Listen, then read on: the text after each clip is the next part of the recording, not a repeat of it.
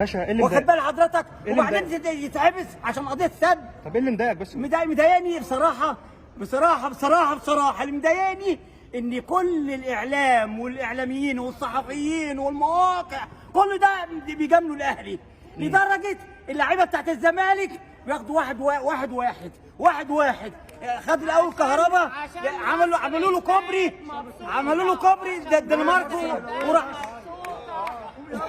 واخد بالك. وبعد كده يتلموا على امام عاشور. طبعا الرز البسمتي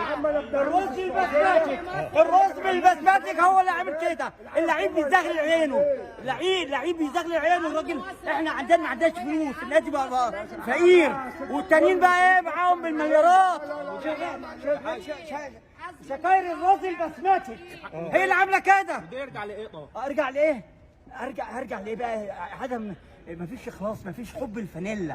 كان زمان الاول الناس بتحب الفانيلا، دلوقتي بقى ما بيحبوش الفانيلا.